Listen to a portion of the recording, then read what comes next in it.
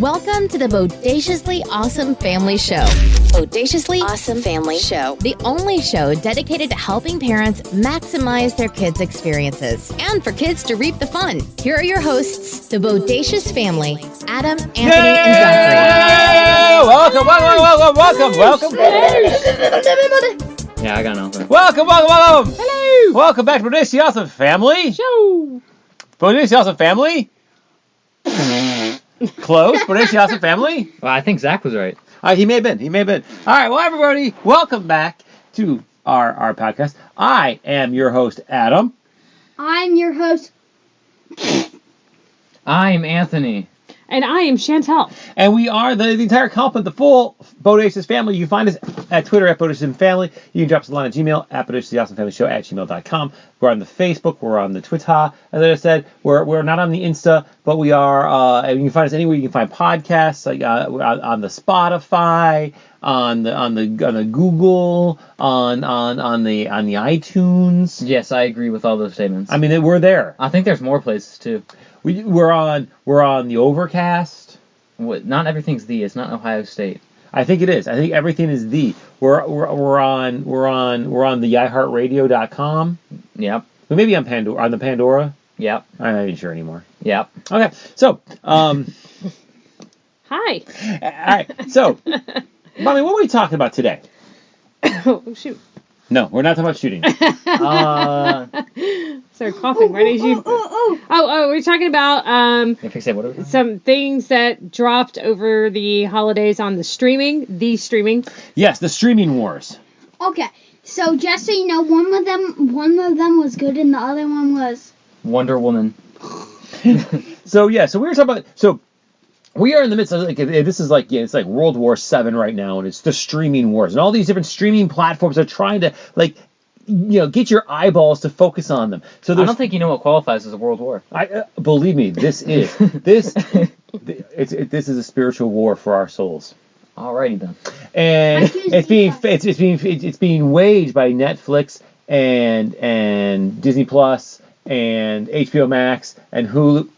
I choose DisneyPlus all the way because they got good movies. They got all the Star Wars. They got Pixar. They got Marvel, and also they got wait, what else? They also have The Sweet Life on deck. Girl Meets World, Boy Meets World. It's just like a bundle. Oh, and they also have a really funny movie called. It was about Captain. What's the really famous pirate? Blackbeard? Yes, and it was about him like haunting, and that was a good Blackbeard's movie. ghost. Yes. So Peacock. Don't forget about Peacock. Well, so yeah, They're poaching all the good the Office type shows. I'm gonna say there's a lot of streaming platforms, and they all have their price somewhere between like $5.95 and $15.95 a month, and they're all trying to get you to sucker you in. And WWE Network's another one that's often big in our household. I choose WWE Network. Oh, you just chose Disney Plus. But no, I didn't know WWE Network was a choice. I'm just saying we don't have to go with one. I'm just saying there's a lot of options. And they all try to do different things to get you to subscribe and to stay subscribed. Like we've done a previous podcast, on WWE. We've done a previous podcast on Animaniacs for Hulu. It's time for Animaniacs. And Peacock stealing all their shows back because they're NBC. You just want it because of The Office. And Parks and Rec and Brooklyn Nine-Nine. And I think they have Community on there too, but that's on Netflix too. So all we're saying is that there's all these things. And so on Christmas Day of 2020, I know this is coming out a little late from that, but 2 movies dropped, one on HBO Max, Wonder Woman 1984, and one on Disney Plus, Soul. And we watched them for you on Christmas and the day after. Be thanking us for watching Wonder Woman 84 for you. Exactly. Now, we dropped this podcast much, much later, so you could torture yourself along the way. So we had to choose on Christmas Day because some of my family were over, and my mom really loved the first Wonder Woman. So she voted that we should watch Wonder Woman on Christmas Day. I would like to say we chose poorly. You stole my joke. I do not appreciate you stealing words out of my mouth hole. I'm still falling asleep from it. I still got to get the sleep out of my brain. You didn't even watch it. Yes, Zach. I did. He tried. It was about. You know what? That makes him smart. I mean, Zach's the smartest out of all. I mean, it was about like Wonder Woman and she cheated, and there was a lack of Wonder Woman inside Wonder Woman because there were like 2 fighting scenes. Because like one she got propelled through like a pillar in the White House or something. It looks like the White House, Yep. and she got like propelled, and like it wasn't necessary to bring back the gold suit and have her enemy in a jaguar. A cheetah.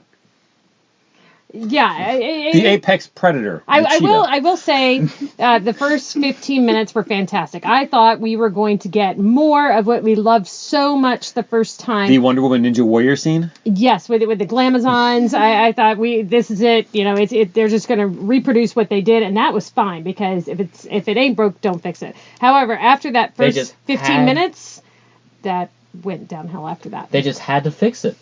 Yeah, they did. They tried to fix it, and they didn't. Yeah, so basically the thing about Wonder Woman 84 is that it's 2.5 hours long. And you can just... And if you cut out, like, literally an hour of that movie, it's probably very good. But it's 2.5 hours long.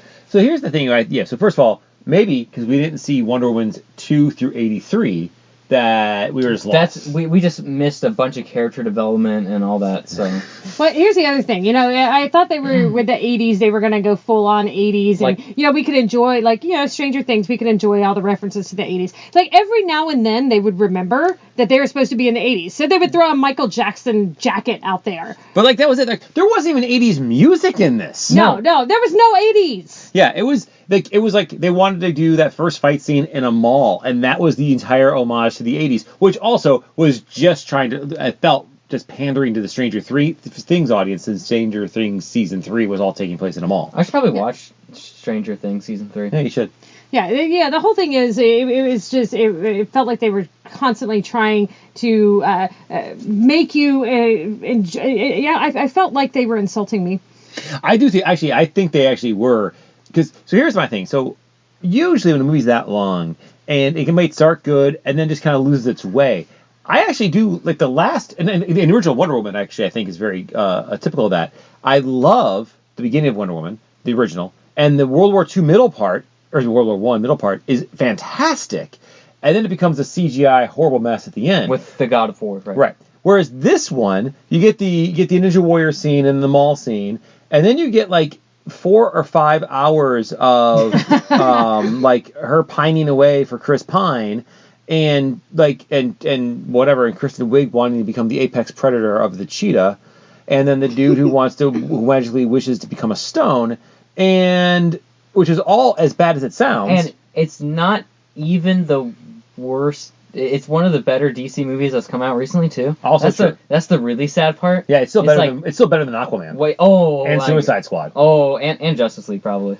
Yeah, maybe they're in the same. They're in the same tier. They're in the same tier, sure, but they all are. Yeah. My favorite part of watching Wonder Woman was when we had been suffering for about an hour and a half, and we decided to pause and see how much longer we had. I figured, 20 minutes tops. We paused, and there's like 54 minutes left. We're all like, what? Yeah. We paused at what? She said, what? I was like, what? We paused at an hour, and you're like, there's still, and I'm like, oh my god. There's still an hour and a half left. What? I was like, what? No, but like, and the last like 30 minutes, though, once it hit a point, wasn't that bad. It just, oh my god, it was so, and the amount of just absolute boringness to get to, and then Wonder Woman as Diana's in it, but Wonder Woman as a character wasn't. It's like they made it's like, hey, you know what we should do? Not have the superhero in it. And you know what that is? Boring. I feel like, but I had a problem with the last 30 minutes. What were your problem in the last 30 minutes? Her look in the gold suit and the cheetah look, and that she didn't even punch her and she fell back. I feel like she could swim. You know, I gotta say, usually from a lot of big budget movies, they only do they get the new armor or whatever so they can sell new toys. And that's really what that gold armor felt like to me. Like, there was no purpose for it. It wasn't like this particular villain was so impressive that she needed some sort of special armor. Hey, buddy, I like cheetahs. And I know you do. You always have. You always have. And there's like nothing about the armor itself that made it something special. So it really just felt like only to sell more toys. It's kind of like when they brought out the Hulkbuster armor for Iron Man that one time. I also have another complaint in the last 30 minutes. Her flying with... Oh my god, why can't she fly? I don't know, but even that took like 2 hours. It wasn't flying, it was falling with style. Yay. I think it literally took a minute and 30 seconds. I'm maybe a little more, like... So you know what disappoints me the most about Wonder Woman 84? Everything. Nope, I have a very specific answer. Please, tell us. Here's what. So you actually already touched on this, Chantal. When you said we had a choice to make, because we were going to do either Wonder Woman or Soul, and we chose Poorly. And what all we really did was give DC and Warner Brothers executives the fact that we watched it on Christmas Day, so that they could say, "Look, people love this." Yes, because We're part of the people they're making another one because of us. Of course, because they don't, and that's what I mean by being insulted. They don't really care if we like it or not. They're just serving some crap and just assuming we're going to eat it. Yeah, and so we I watched think that's it. part of the reason they released it on streaming, because they're like, oh my god, we have a 2.5-hour movie about a dead boyfriend more than Wonder Woman. We should just release this for free. Well, and I do wonder. Obviously the pandemic was not what they wanted, and they did lose, let's say, $500 million by doing it that way. But they could also now say, it did make like $13 million on Christmas weekend, which during pandemic is amazing. And then they got a lot of, streaming eyeballs on it and people buying HBOMax, or at least understanding that HBOMax exists. And they then greenlit the sequel. But like, they didn't care that it was unwatchable. And it's a mess, and that there's like some people like, oh my god, it wasn't that bad. No, it really was. Yeah, honestly, I can't believe they made that to go into theaters. Are you kidding me? I would be so furious if I had paid money to see that. No, you wouldn't have sleep. You would have been all that mad. You know what? That would have been one of those where I walk out and I go to the customer service desk. And I'm like, that is horrible. Give me my money back. I'm gonna say it. Going to the theater for that would have been worse than going to the theater for Mary Poppins Returns, which we did. Wow. Oof. I agree. I totally agree with that. Well, at least Mary Poppins Returns was, quicker. By like half an hour somehow. Yeah. Wait, Okay. I felt like- Let's move on. Yeah, so then we tried to redeem ourselves. The next morning we got up early on December 26th. Yes. And we decided to watch. Yeah, so it's amazing. You should watch it. It's super funny because, like, in one part it was, so he was talking about his life and he was like, my life is pointless, and she's like, yeah, it was really dumb. So the interesting thing about Soul, okay, first of all, we all agreed it's amazing. Oh, it's fantastic. Yeah, it's really good, and it's like a lot of Pixar movies kind of like balance this weird balance of, is it really a kids movie or not? And Soul is not. Like, I don't like. No, I'm so happy you did like it so much, Zach, because it's not a kids movie. Like, it is it's an existential crisis. It is deep and thought provoking. It's like a midlife crisis style. Kind of existential. Yeah, a little bit. Yeah. It's okay. Don't talk about midlife crises amongst your parents. It's really a touchy subject. I had mine like 10 years ago. I'm already well past middle age. I feel like Wonder Woman just shoved me into middle age. So. Dad's in the end game now, so. So Wonder Woman was so long, you just kind of propelled into middle age. It's actually middle age now. I swear I lost 5 years of my life. Okay, I'm sorry. I started talking about Wonder Woman again. Back to Soul. So, all right. So, Anthony, what did you think about Soul? I thought it was really good, and it's one of the better Pixar. Well, one of my favorite Pixar movies that have come out in a while. Like, I liked it better than Onward, and. Well, here's the fun. It's funny. I gotta rewatch Onward. I like Onward more. I would totally rewatch Onward again. Soul is by far a better film. Like, if I had to say best film, like, Soul is on that list. Like, Soul is amazing. But if I was just gonna kick back to watch a movie, Onward is more accessible. I guess I like kids movies. Yes, true. I mean, it's just an accessible film. Whereas and Soul is like, you gotta work at it. Not really. Soul's, my favorite part was the cat when the man, he was like, here's some pizza. And he's like, And the cat kept yelling at him, get out of the bed! I do want to point out that pizza kind of becomes the reason why, pizza's the real reason why 22 wants to actually come to Earth. And I think that makes total sense. Literally wants to live. Yeah, because pizza literally makes me want to live a lot. Yeah. So, what do you think about Soul? I already said I really enjoyed Soul. I thought it was fantastic. It is very thought-provoking. You know, my sister, who is a little on the emotional side when it comes to movies, asked if she would cry. I don't necessarily feel like it is a type of movie that will provoke you to tears, but it is definitely heartwarming and thought-provoking. Well, and I cried. Did you? Where? Did you cry? Yeah. When? When, 22 became, a heartless soul, and she kept, throwing weird things at his face. Oh, when she became a lost soul? Yeah, the lost souls were very disturbing. I know. It was really cool visually. Yeah, if you think about you go back to Pixar movies. So I probably teared up at Toy Story 1 just because I was so amazed by everything about it when it first came out. But then I know I teared, I probably still do, at the original Finding Nemo. Obviously at Up. I mean, anyone who doesn't cry at the beginning of Up is a lost soul. Yeah, exactly. Right? I mean, and there's, I could probably go through other Pixar movies, obviously Toy Story, well, your sister's Toy Story 2 during the When She Loved Me song.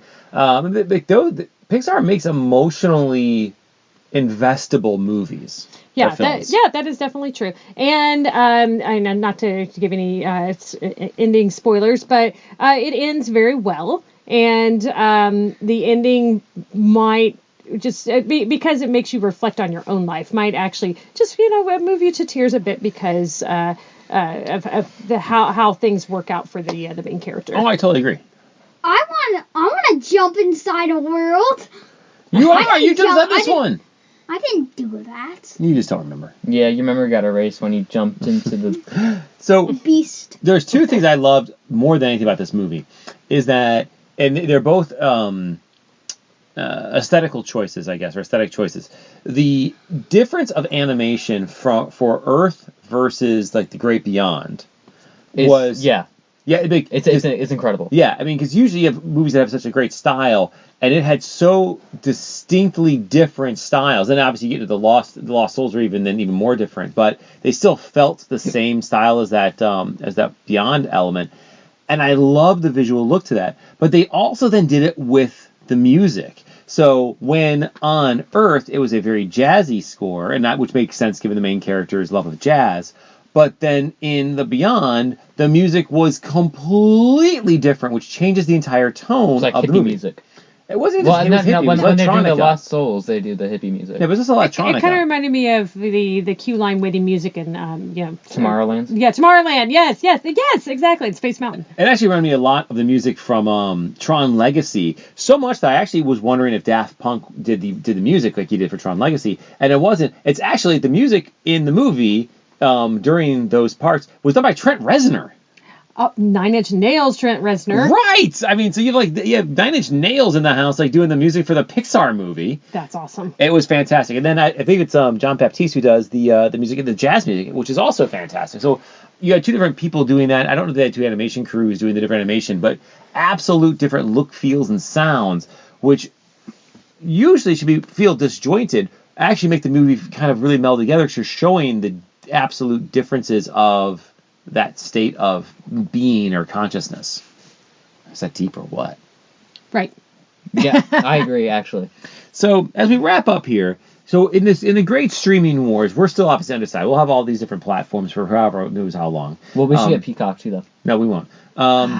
And right now, the big winner is about to become Sony because they don't even have a streaming service. They're just going to open up all their catalog to the highest bidder, which is going to be amazing. We'll see who wins it and gets all the James Bond movies. If it's Peacock, I want Peacock. And you can just deal with not watching The Office for the 5th time. No, I can't, Dad. Ask Auntie Kiara to get it, and then we can log in.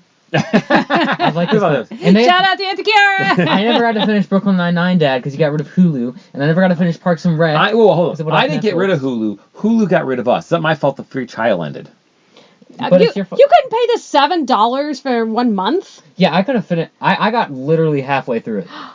Adam, shame on you. Yeah, okay. Shame on you. Hey, Hulu. Yeah, shame on you. Hey, Hulu, think how much money you have saved on movie tickets in this pandemic. By the way, a $7 month to Hulu. Yeah. Yeah!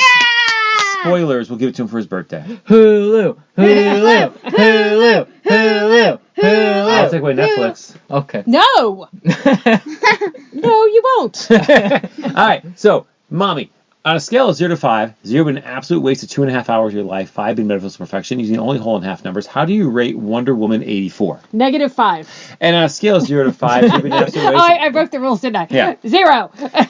A solid 0? Oh, God. Yeah, yes. Okay. Wow, okay. As 0 as you can get without dipping into negatives. All right, and then what about Soul? Soul, I would say, is a 4.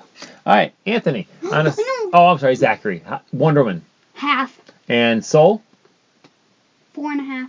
All right, I will give Wonder Woman a 1.5 because I kind of the ending doesn't bother me that much, and I'll give Soul a 4.5. Anthony, I'll give Wonder Woman 84 a 1, and I'll give Soul a 4.5. so that does put Aquaman under Wonder Woman in the Oh, of course it is. Are you kidding me? Yeah. Aquaman is the worst movie I have ever seen in my That's entire because you life. haven't seen Suicide Squad. Besides Annie.